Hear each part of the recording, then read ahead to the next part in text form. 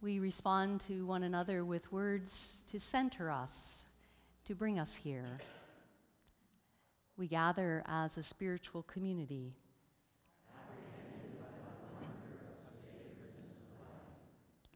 As a collective, committed to sharing our quest for meaning, we gather.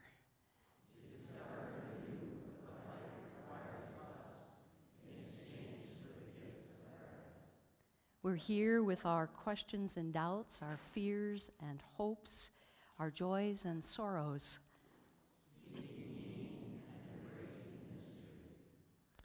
In the midst of all that life is, we come together.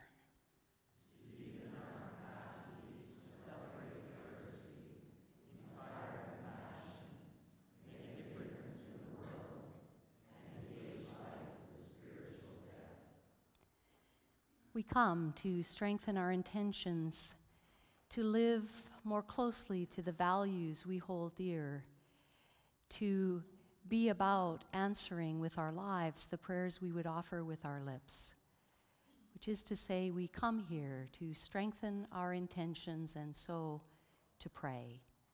Together we pray. We are here to cultivate a spiritual life, to sense its potentials in our yearning, to find its healing in community, to seek its depths in wisdom, ancient and new. We come to seek ways to live fully and love deeply, to be inspired by the teachings of Jesus, which nudge us to a new consciousness. We bring our evolving understandings, our openness and our fear, our joy and sorrow. May we awaken to the wisdom that calls us to engage life with spiritual depth. May it be so.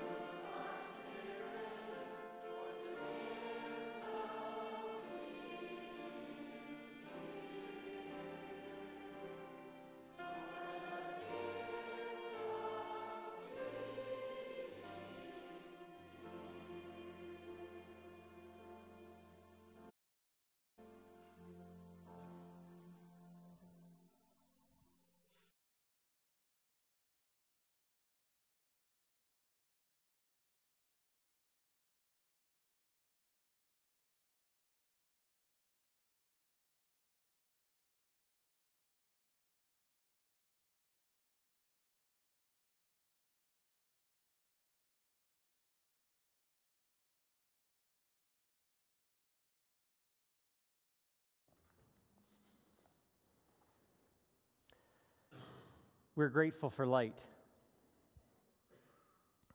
It's the light that shines in our universe at the center of our solar system. It's the light that shines in our lives and in the lives of those past and present. It's the light that in each of us we recognize something, a spark of the sacred. We recognize the connections between us. We're grateful for light that calls us to live lives that brighten in all that we do and all that we say. And we're grateful for light that reminds us of all that is sacred and meaningful. And so as we light this light, as we do each and every time we gather, we let it be a symbol and a reminder of the light, the sacredness within and amongst all of us, and we celebrate it. Let's sit in the warmth and the glow of the light that surrounds us.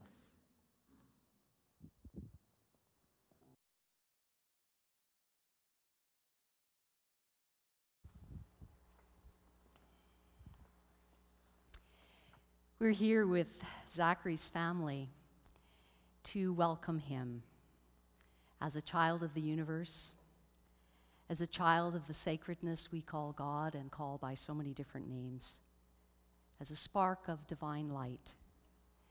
With water and with words, we celebrate that his life is a spiritual being immersed in a human experience. We use water to signify his connection with all of life. Above him are the stars, beneath him is the earth, and within him is the light of life. We bless Zachary with this water that his life may be grounded.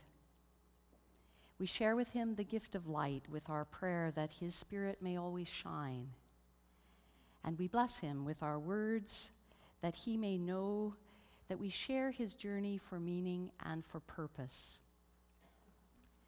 Christine and Lila, by what name shall this child be known? Zachary Gabriel Peterson. Zachary, welcome to the embrace of this community. You always have a place in this circle.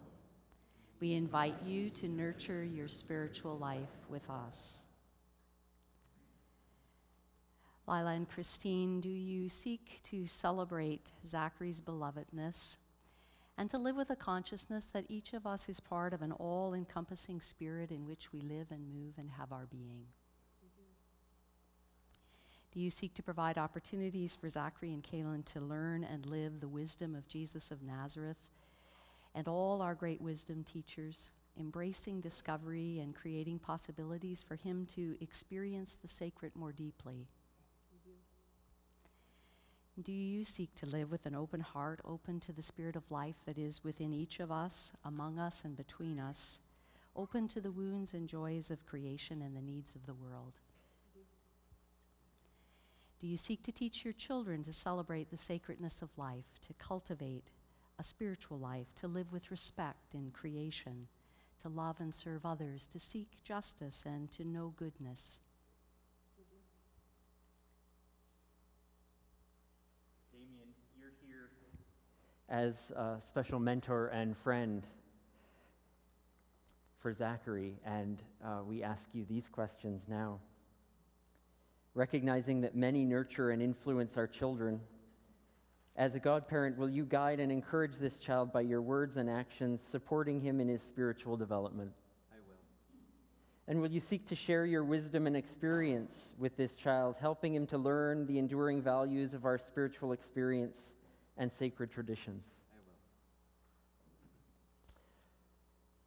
will. As the spiritual community of Southminster Steinhauer United Church, let us pledge our support and our care. As a baptized community, we commit ourselves to be a source of support and encouragement to your family. We offer to share our stories, wisdom, and experience with you. And we welcome you and your child to journey with us as we seek to deepen the awareness Social responsibility. We want to invite Kaylin and his grandma to come and pour the water for Zachary's baptism.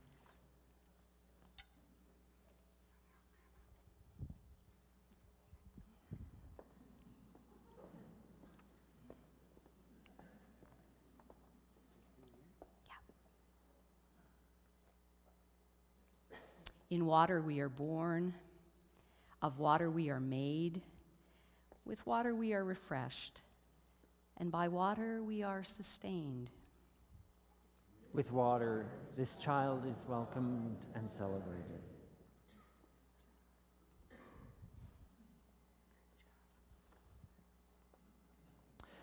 We offer our prayers of gratitude and thanksgiving as we speak these words. Recalling the image of Spirit brooding over the waters in the beginning, bringing forth life in all its many forms, We celebrate the gift of life. For the stories of water that are passed down to us in our tradition, for the birthing waters of our primal beginning, for the grieving waters of a drenched earth, for the liberating waters of Exodus, for the life-sustaining water in the wilderness, for the healing waters in the stories of the generations gone before us, and for this and every wet beginning which gives us life and life again. We give thanks for the waters which bless our lives and water our hopes. May we be joined to one another as a beloved community of water and word, of story and song, of spiritual values and practices. May it be so.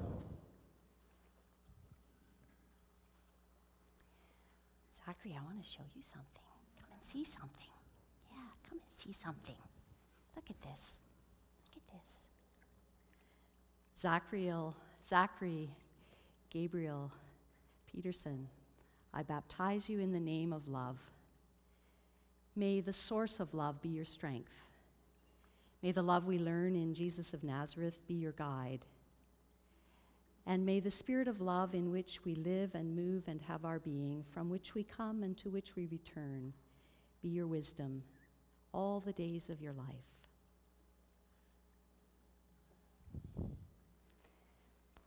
Friends, this is Zachary Gabriel Peterson.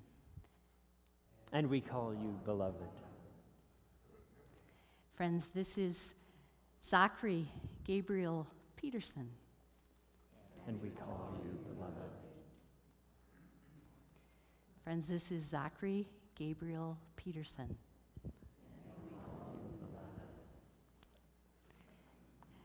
Friends, this is Zachary Gabriel Peterson.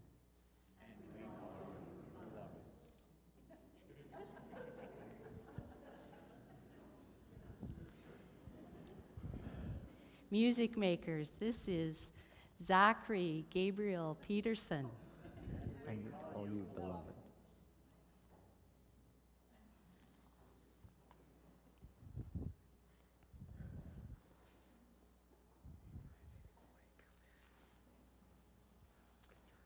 Zachary and Zachary's family and friends, receive this candle that symbolizes the light that shines in Zachary. May it be a reminder of his light that joins with ours and with the entire cosmos. May you share the story of this day and this special ritual often, that he may know that he's loved, that he's embraced,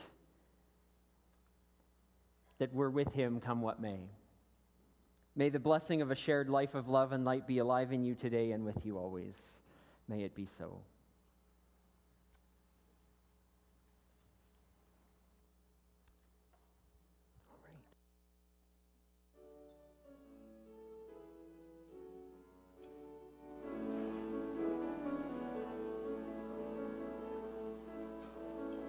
Thank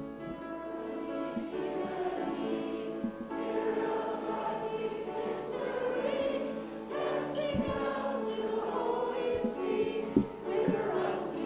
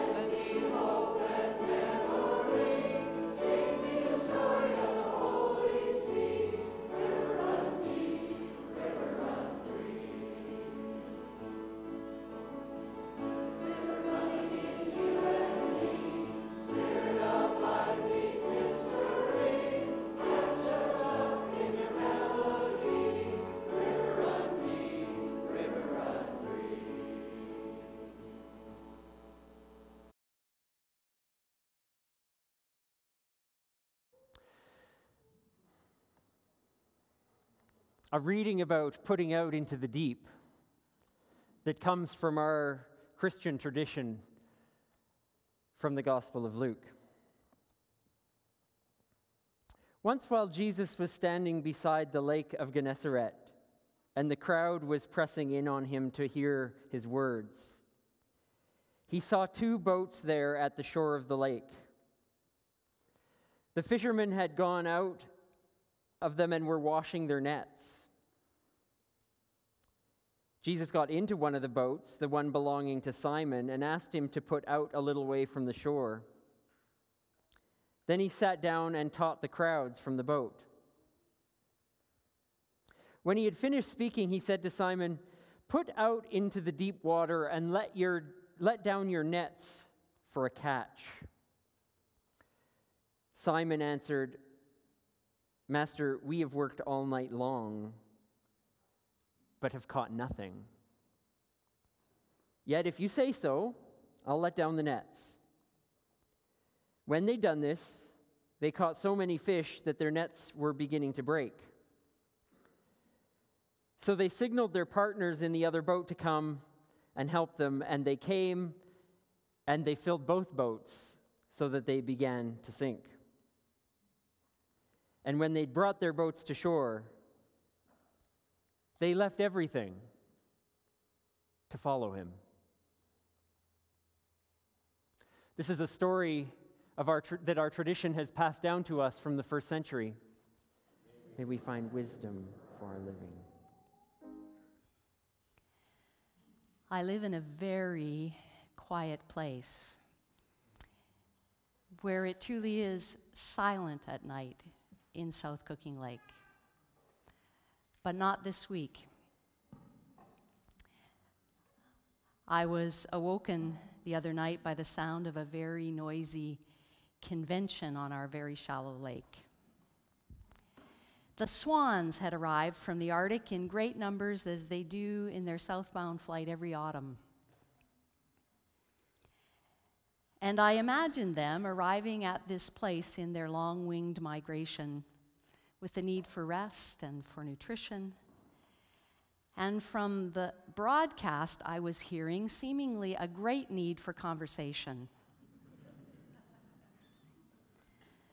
And I imagined perhaps they were talking about the journey thus far, or the journey still to come, or the sheer delight of slipping out of the formation and setting down on the buoyancy of water for a little while.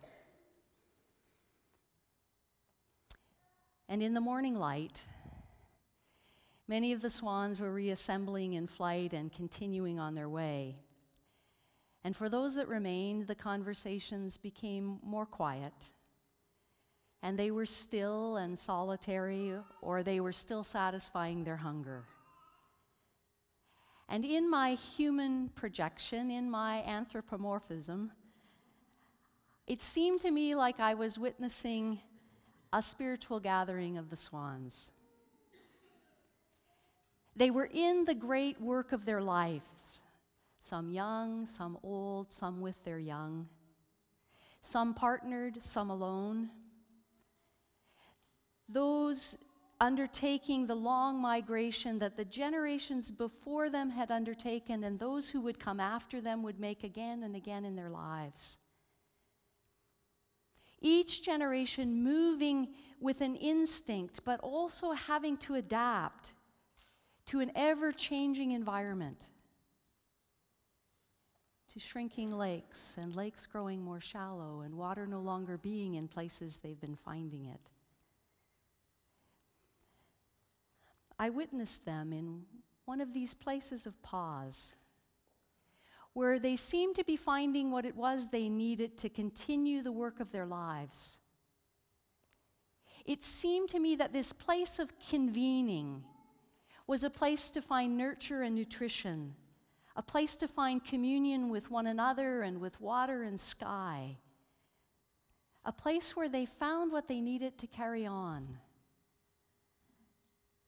They were, in the best sense of the word, appearing to me to be gathering in community, gathering as community to feed their bodies, and more than their bodies. preparing for what was still before them, and perhaps sharing what they had experienced thus far in the flight since they'd last convened in rest. We congregate with each other in much the same way in this place. We come together to reflect on the work of our lives, to find comfort in the challenges that we meet in our migrations, courage for the journeys, nurture that sustains us in all that life requires of us. And in our pause of congregating, we equip each other to once again engage life with spiritual depth.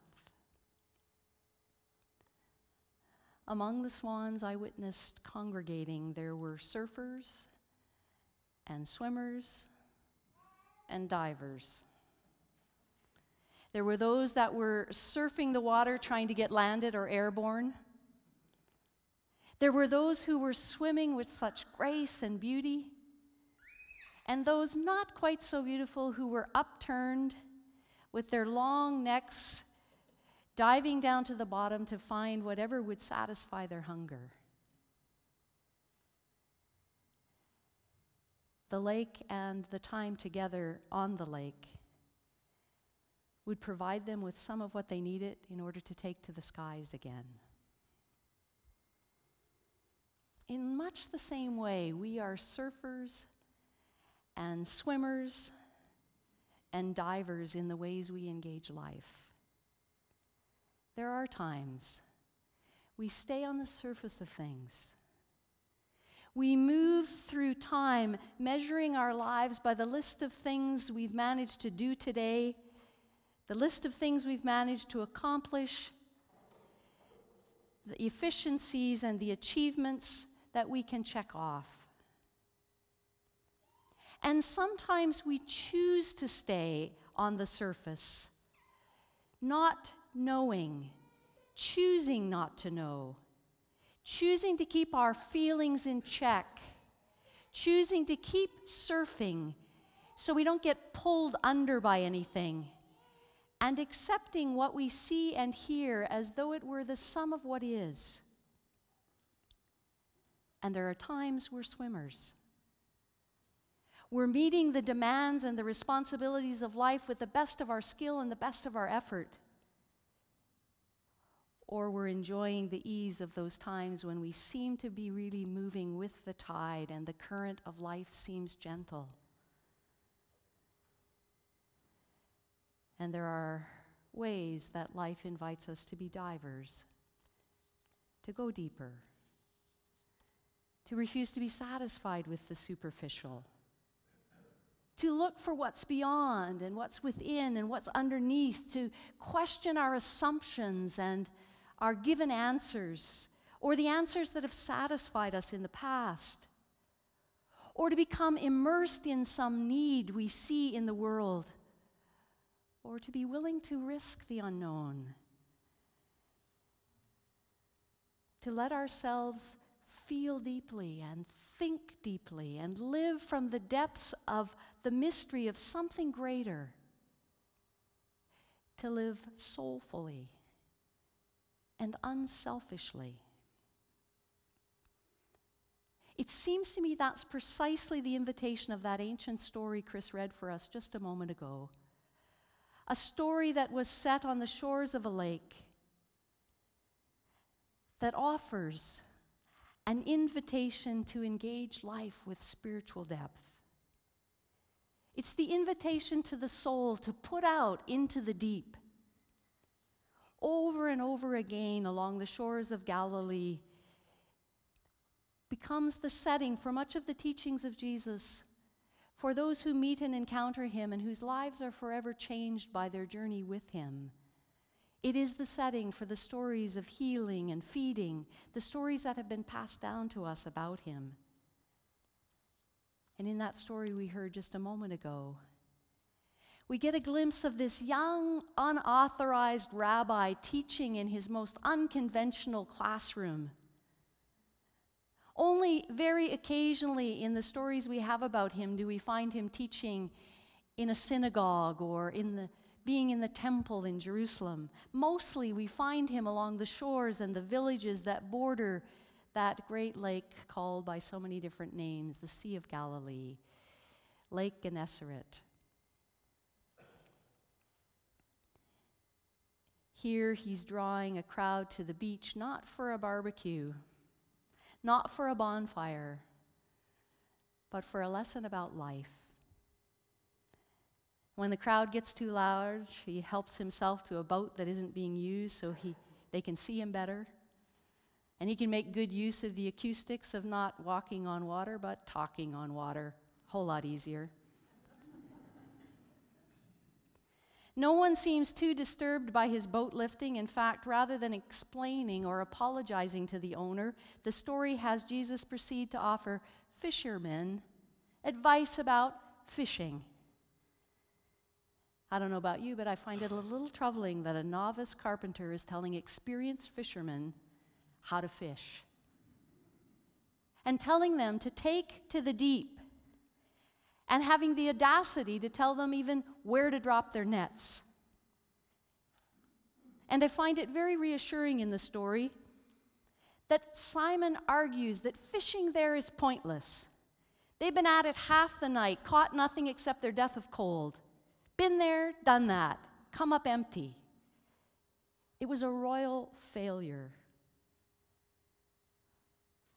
Or in the great metaphor of the story, we've dropped our guard. We've let down our defenses. We've bared our souls. We've unshielded our hearts. And it's just too scary.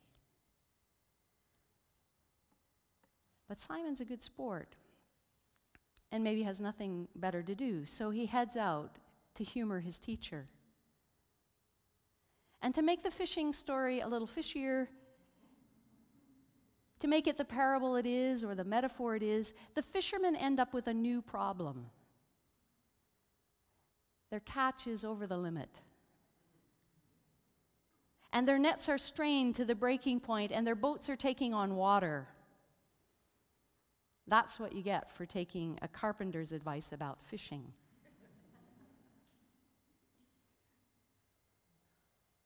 But we would expect that after such a successful expedition, and now knowing the very best place in the lake to fish, these three fishermen would be the first ones out in their boats every morning from now on. But instead, what the story tells us is they bring their boats to shore and they park them. They hang their nets to dry, not to take them down again. And instead, they take up a new life on land. The invitation now to put out into the deep is not into the deep of the lake, but into the deep of life.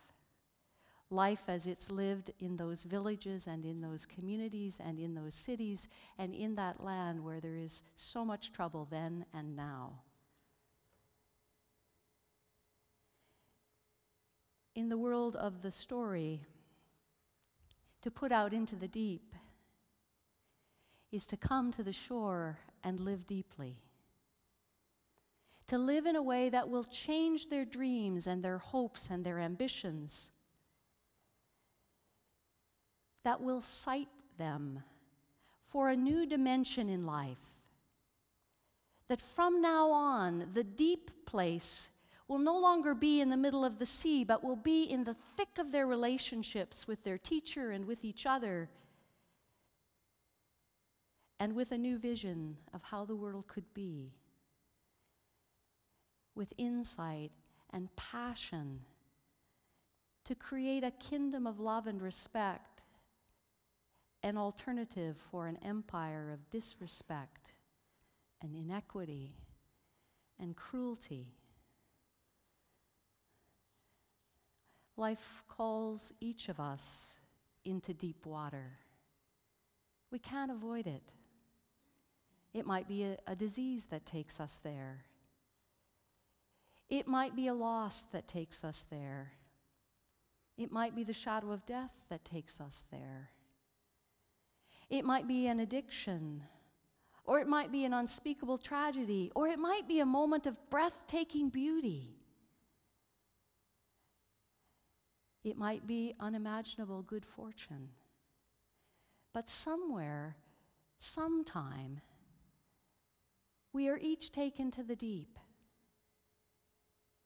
Because to be alive, to be fully alive, is to know the trouble and beauty of life in its deepest places. Whether it's Jesus in the Jordan, or Buddha under the bo tree, or Moses in Midian, or Isaiah in the temple, or Simon on the sea, or Matthew leaving his desk job, or Mary weeping in the garden, or strangers walking to Emmaus, or the vows of our baptism. Life calls us to put out into the deep. It's an invitation to engage the depths of mystery, to sink into the sacred. One of the deep spiritual needs of our time is to be equipped to live in the deep end. Living as though we are part of something more than our short lifetime. For living for something more than ourselves and our families and our friends. For moving beyond the superficial to meet each other in ways that are transforming. To discover wisdom we can only find when we're terribly afraid.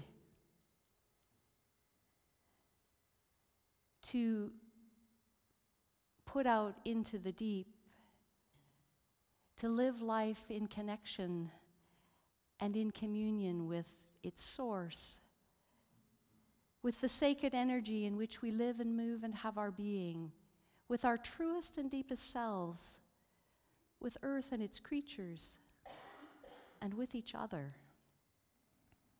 Everywhere in our lives, we're invited to connect. Our inboxes are full of invitations to friend each other on Facebook, to Twitter, to chat, to blog, to text. We live in a world of contacts and networks, while our spirits are thirsty for communion. We have encounters when our spirits long for engagement. We have acquaintances when what our spirits long for are companions. And so I think we congregate with each other in gatherings like this because we're hungry for more than contact. We're hungry for those times and places in our lives where we're forever changed and changing by our experiences of each other, by our experience of the sacred in which our lives are immersed, by our experience of life's more. This ritual that I witness each year with the swans, and this ancient story which echoes in our ears today, remind us of our deep need for those places of meeting where we're summoned beyond contact into communion, where the deep in us opens to the deep need of the world and the deep mystery of life. This is our time to pause with each other, to think about our surfing, our swimming, our diving, and to consider where it is that life is inviting us to dive with attention and intention, where life is inviting us to immerse ourselves, to bring the fullness of who we are to the world's deepest need of us. So we consider that as we hold silence with one another.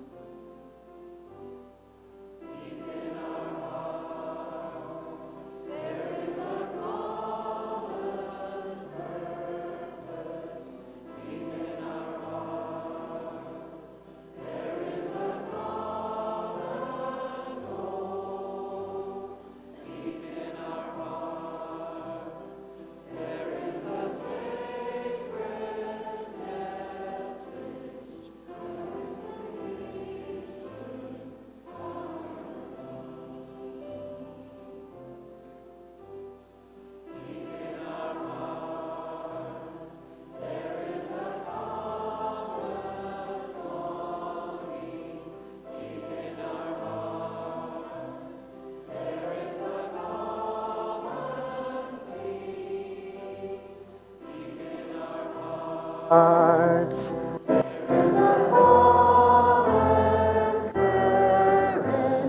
Flowing to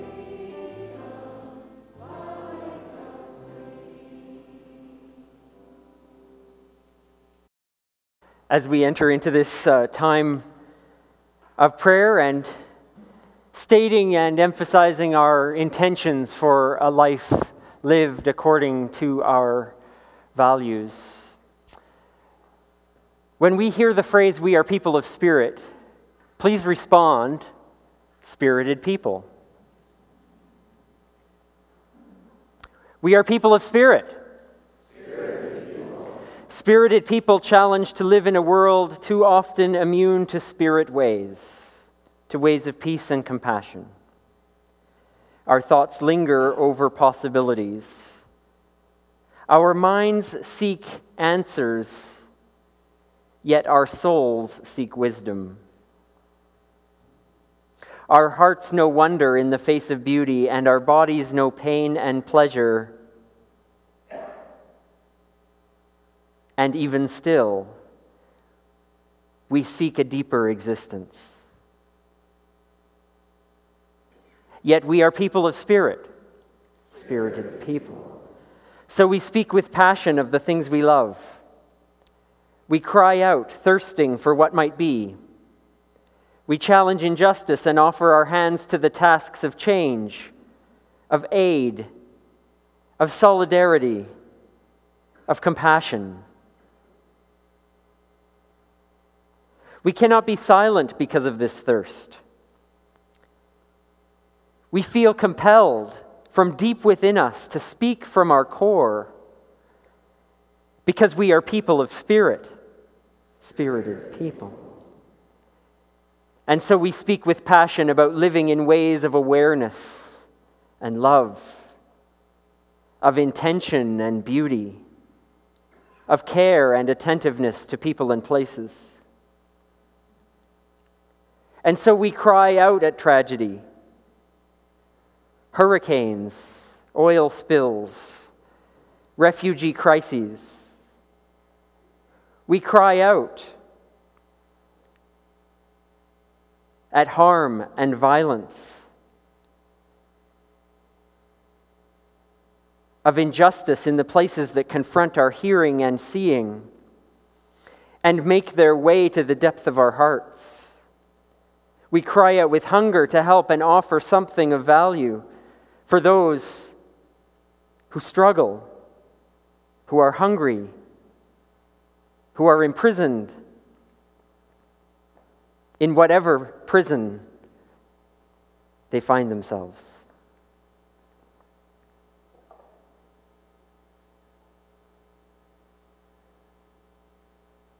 As we look at the depth and the situation of our world, we see communities awaiting our loving words and our caring presence. We see people awaiting our screams of maladjustment. We see mistakes awaiting forgiveness and hurts awaiting remedy. We even see death awaiting life's celebration song. And we see this, and we know this, and we feel this in the depth of our being because we are people of spirit, spirited people. May we each find what is ours to give, that which comes from our very center. And may that gift companion alongside our courage and strength so that we might live our intentions and live them deeply and live them into the reality that we are people of spirit, spirited people. May it be so.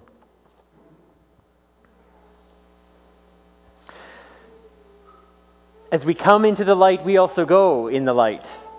The light that surrounds us and the light that shines within each of us goes with us to whatever comes next in our week. It goes with us into our interactions, into our work, into our play, into the lives that we have in this week. May we take the light of spirit, the light of love with us as we go into this world that we love, we go into the sacredness.